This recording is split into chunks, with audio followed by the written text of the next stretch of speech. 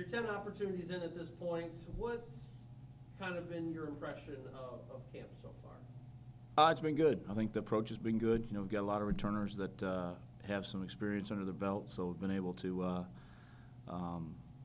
do a little bit more schematically and feel a little more confident in the things that we are doing and put it in quite a bit faster than we did a year ago. And so I think it's been good. Their approach has been good. They're working hard and trying to get better every day and go 1-0 every day, and that's been really good. You look at the situation now. Year two, your staff didn't turn over on the defensive side of the ball, so continuity that way. How have things for you been different in year two versus year one? Well, there's a lot of value in having staff together and scheme together. There's a whole lot of value in that. And kids can become more confident, can play faster because they're have had more reps at the scheme that you're running. So it's been a huge advantage for us. And then even just working together as a staff, you know what to expect and how we run practice and how we, what our schemes are and all those things are just a year more on the same page. So it's been very good that way. You returned a lot of starters this year, but the big cog, of course, losing OC and DeQuan. So everybody kind of looks at those two spots as being like, how do you replace those guys? I mean, how do you kind of replace two seniors that have set a lot of records? Right. Well, don't forget Mike Brown. That guy was a rock for us inside, and nose tackle's not going to have quite the stats as those other guys, but boy, he was really a good football player for us. So I don't know that you can replace those guys, but I will say this: we've got a lot of solid football players inside, so hopefully replacing Mike, just by numbers, we'll be able to do that. And then on the edge, I would say that Jerry and Luke and Max are three of our best players on defense, period. And so as much as we'll miss having OC, I do think that those guys will still have a lot of production from that position for us. And then corner would be the bigger stress to me because you've got a lot of young kids out there, and we lose a solid veteran that did things right and was a leader of that group. And so replacing Quan will be a little bit more difficult, I think. But I do like the progress that Ross has made and Kevin. And I just think that's been good with Jalen as well. All three of those guys have taken a little step forward. So hopefully just, again, by a group getting better, they'll fill in for that. Building depth has kind of been the theme of the past couple recruiting classes and trying to get that and build so you can have a rotation. Last year up front you had, basically a 7-8 man rotation that you were going for. Do you hope to continue to be able to do stuff like that so you keep your guys fresh? Yeah, we're going to play a lot of players. We tell them if you're good enough to play on a Saturday, you'll play, even if you're maybe not as good as the guy in front of you. And it's a long season. You play 12 or 13 games. That's a lot of ball. And trying to keep people healthy by limiting some of the downs, and then offenses are all trying to go fast, and it's hard to play good football when you're fatigued. And so we're always trying to limit downs as best we can and keep fresh guys in. And I think we'll be able to do that maybe even more so this year than last. Jeremiah certainly has been a guy that may be a lot underrated in people's eyes. You look at the stat numbers that he put up last year and to finish 5th in the country in block kicks and that kind of stuff. But have we maybe not even reached the full potential of what he can really be as a football player? Yeah, no, I think he's definitely taken a step forward. A lot of people talk a little bit about Jerry, and I think Jerry will have a really good year. I think he's a great football player. But I think Max, Max's spring was phenomenal. He just continues to have a ton of production and really has great instinct. And so, like I said at the start, I think those are two of our best football players. So that part is exciting. Linebacking core, a group that you work with regularly, and you got a lot of guys back that have lots of playing experience. How do you try to keep that mix going? Also now shifting Jason Beck into that. Yeah, no, Beck's done a great job, and those guys are really good to work with. They've all worked very hard, and they do a lot of mental work on their own when I'm not around in the summer, and they've really all taken a step forward. Every one of those guys from spring to fall, and from fall to spring. So that unit, I feel really confident if we can stay healthy, we'll be better. And there's a lot of guys with a lot of playing experience that we'll play a lot of guys there, and I think we'll have better production from that position than we did a year ago.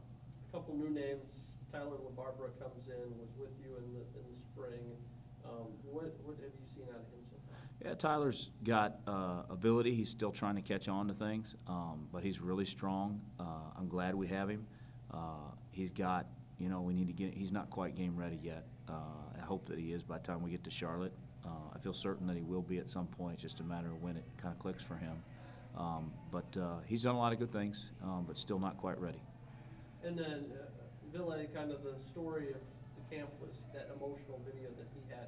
How rewarding is it for you as a coach when you see the raw emotion that he has when he receives word that he does get the ability to play? He's a really emotional kid to start with, and then just such a great deal for him, to have traveled overseas to try to chase his dream. And the California junior colleges, you don't get any scholarship, so he's living on nothing, doing all that, and had a lot of people that wanted to official visit him, a lot, and couldn't because he couldn't get cleared by the NCAA. So we took a chance on it, and Coach Creighton did a great job staying on that and just getting him to go ahead and commit. And then after signing day, obviously way after signing day, we were able to solidify that he would be eligible. And our compliance people just did a great job. They thought he would be eligible, but weren't sure exactly. We had a couple different scenarios we thought we were dealing with, and so to get it, man, it's a great job by everybody here, and then really an awesome story for him. When you look at camp, it's been a little longer because of the getting away from 2 days. Do you like that change, or because of the length, or does it kind of make things more spread out because you can't implement so much in a confined period? Yeah, it's over the years. I've dealt with a lot of different rules and changes, and so it's just another way you got to figure it out. And we're getting done what we need to get done. We'll be ready. Coach Keene, you look at this. Your 4th year on the staff, but now you get the different role. We certainly saw what you got to do in spring practice, but how different is it now to be coordinating the entire offense? Well, it's a lot of fun for me. It's where my passion lies. It's probably been some of the better years of my coaching career as far as what I've had to learn being a special teams coordinator. Learned a lot of football and have been challenged, and I've had to grow as a coach, and that's been an exciting opportunity for me. But my passion has always been coaching quarterbacks. So, Kalen DeBoer probably got tired of me questioning things about quarterback footwork or anything like that. But, I'm lucky enough to work with a guy in Chris Creighton who has a passion for coaching quarterbacks, and that's where my passion lies. So, I relish the opportunity to get back to coaching that position and then certainly coordinating the offense. The pressure's on every play rather than every punt or every kickoff now for me. Kalen was a guy who was a wide receiver by trade. You were a guy who was a quarterback by trade. How does that enable you to maybe have a different mindset when you're thinking what Brogan or Isaac or Mike Glass is thinking? Yeah, I think, the one thing that our players got a great perspective on from Kalen DeBoer was schematic football. I mean, the guy teaches football really well and puts together great schemes, and we're still using a lot of those schemes, and so they've had a tremendous benefit. And Coach DeBoer worked with quarterbacks in the past and did a great job of coaching the technique of our guys. I just do it a little bit differently, and I think that's the benefit of having a new coach come in for any position. You mentioned the benefit of continuity on a staff. Well, we've got some of that, but every year, the best years I've had as a coach have been years where you've got a little bit of transition, and the players are challenged by some new techniques or a different communication set, and I think there's maybe a little bit of liveliness that goes along with it. So everything's worked out well so far. The 2 new coaches you brought on, of course, Coach Meadows and Coach Nunez, what have you been able to establish with them so far in the few months they've been here on campus? Well, Coach Meadows is a tremendous offensive line coach, and we could tell that in the interview process, and had heard great things about him from people who had worked with him in the past. In fact, Ryan Grubb, our previous offensive line coach, had been a graduate assistant for Coach Meadows in past history. So we knew a lot of great things about him, but I'd never worked with him before. So now, getting a feel through the spring and through the summer and certainly in fall camp, or how he coaches and how he communicates things. And I think number one, the physicality that he brings to the position, getting movement up front and displacing defensive linemen so that our offensive line is moving, and we've got hopefully bigger gaps in our run game, and backs can read things a little bit easier. that's been fun to see. You know, it's a mentality that I think if your team is kind of run by your offensive line as far as mentality is concerned, you're going to have a really good football team, and we're kind of getting to that point. People kind of look and pigeonhole this team as, well, they threw the ball a lot last year, but when you break it down, you had 4 different running backs that ran for 100 yards in a game. Because of the injury to Shaq, it forced a lot of people to have to wear different hats. Going into this year, healthier Shaq, but now you kind of know what you've got out of Ian and Breck and all those guys, right? And it's tremendous depth that maybe we wouldn't have known we had. But all those guys stepped up at different times during the year last year and had big moments, you know, rushing for over 100 yards in a game and helping us get wins. And so we've always been a team that, you know, we'd like to spread people out. We'd like to run the football. And, you know, to me, it doesn't come down to the number of yards that we rush for. It comes down to when you have to get a 4th down conversion, when you have to get a 3rd down conversion, you have to run the football in the red zone, you better be able to do it. And so we're gonna find ways to do that. We're fortunate enough to have some talent in the backfield, some guys who have proven themselves. And I feel very lucky to have Shaq Van coming back and healthy and see what he can add to the mix as well. Do you have an ideal split on what you would like to ideally be? I mean, a lot of people want to be 50-50, but would you like to be a little more run or pass heavy if you could choose? No, I think anytime you run any type of spread offense, what you're looking at is how many defenders are going to be committed to either the run or the pass, and then you kind of take what the defense is giving you. There are times where we'd like to dictate that to the defense as well. And, you know, whether that's through our formations or through our tempo or some creativity and motion, you know, we're going to have to do that. So we'll be committed to the run game. Skill position-wise, you got about as much wealth as you could ask for. Everybody who caught a pass with the exception of 1 returns, running back, same deal. And you got a quarterback who's coming off the best season of his career. I mean, it has to really be a good feeling to come to work today, every day, and work with those guys. Well, they have a lot of fun together, and they allow us to have fun coaching them. You know, I think we can communicate well. Coach Haygood, our wide receiver coach, does a great job with our wide receivers in developing their skills, but also keeping things lively with them, keeping things fun. It never gets stale. Coach Peterson does a great job with our running backs. They've got a great relationship, and I think really enjoy working together. And you know, so those guys have been around each other a long time, and I think that culture in the skill group has changed a lot. You know, it's more of a workman's-like approach, blue-collar approach, which fits our football program. And I love that about those guys. You just don't hear our wide receivers say anything. They just go about their business and make plays, and that makes it awful easy on a quarterback if you've got guys who are committed to doing some really good things on the outside. This time last year, no one in Southeast Michigan knew who Antoine Porter was, Johnny Newplow was, and certainly not Sergio Bailey. And those 3 have kind of become the go-to cogs that Brogan reaches out to. What have you seen from the 3 of those now would-be seniors? Right. Well, how lucky did we get last year? And it just doesn't happen to bring in guys that late in the summer in your program.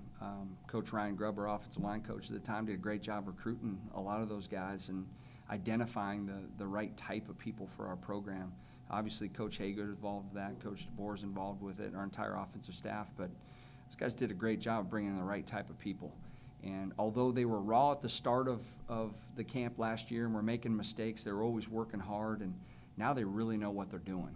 And so what you see is a lot more leadership from them. It's not real vocal leadership. They're not the loudest guys in the world, but they go about their business and lead by example. They're always correcting younger guys and helping them on the side, and they want to be pushed at their position, very coachable. And, you know, what I've seen through camp so far is that we've got a lot of guys stepping up and making plays. It's not just those 3. I mean, Jerron Johnson is another junior college addition to our program last year that played a little bit as a kick returner for us, but shoot, he might be the MVP of camp so far.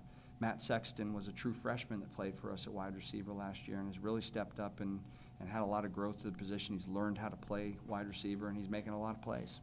At QB, of course, everybody knows Brogan, but you've got Mike Glass who comes into camp. You've got Isaac that are also pushing him. Whenever you kind of have people behind you that are making you work, that usually makes the guy at the top a little better too. It is, yeah. It's a great situation for us. You know, we had Isaac Stiebling in the spring, and he was able to develop his skills quite a bit and have a lot of growth. I think one of the hardest things for a freshman is go through that redshirt process and still get better. You're not just running scout team, you're honing your craft and developing your ability to play quarterback. And Isaac, what I love about him is that he takes playing quarterback very seriously. He's a tremendous leader. He's the type of person you want in that position, and now he's developing his skills. If you watch him making plays in the pass game out there, he's gotten a lot better from what he did in the spring. And so I have no doubt that he'll continue to develop. I think the competition at that position has been good for him, but it's also been good for Brogan. And Mike Glass is a great addition to our program. Here's a player who's been at 2 different junior colleges. He was at 3 different high schools. So we knew coming in that he had an ability to pick up an offense very quickly. Thank goodness he does, because he joined us very late in the summer, right before fall camp, and he's a sharp player. He's picked up things really quickly and has been able to play. Pardon me 1 second, I unplugged this real fast. Just too loud. Offensive line-wise, you lost a lot, but you still got Jimmy back there, you've still got K-John, but you got to change centers and look for a few different guys to step up. How's that role been so far? Yeah, we had Steven Nielsen, who played last year as a true freshman as well at guard for us. So, K-John, Steven kind of alternated at the guard position. Obviously, having Jimmy in there at guard is a good thing. He plays football in a real physical way, and helps bring a mentality to that position.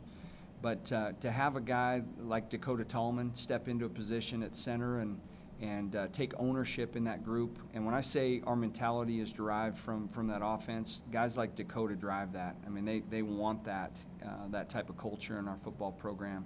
So Jeremy Hickey, Dakota Tallman, Chris Bukowski, guys who have waited their chance. And we had a lot of seniors that played football for us up front, that played a lot of football in their career.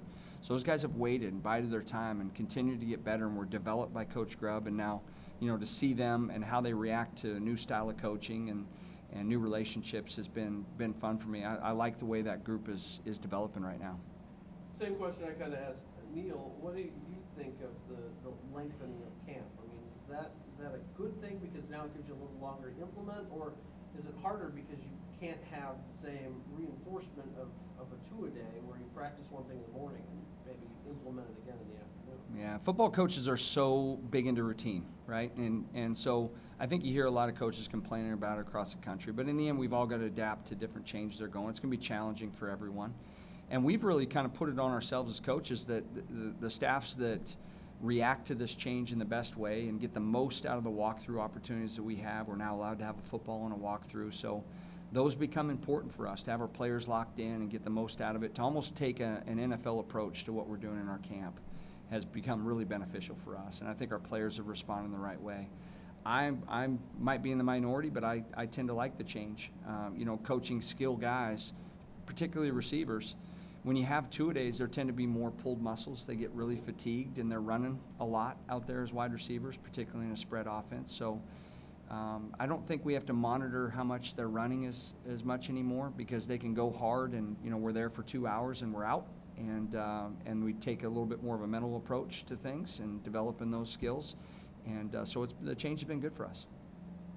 You look at special teams. I know you hand the reins over to Coach Nunez, but does part of you still look over and say, those guys are still pretty good? That Sure. A lot of pieces still back. I know you got to find a punter, but that you're still working in. But there's a lot of good pieces still on that side of the puzzle too. Well, every time I come up for lunch or dinner, and our guys eating the convo here in the lobby, and the kickers and specialists are always the first guys up there to eat. So every time I come up and give my plate, they're always inviting me over to their table.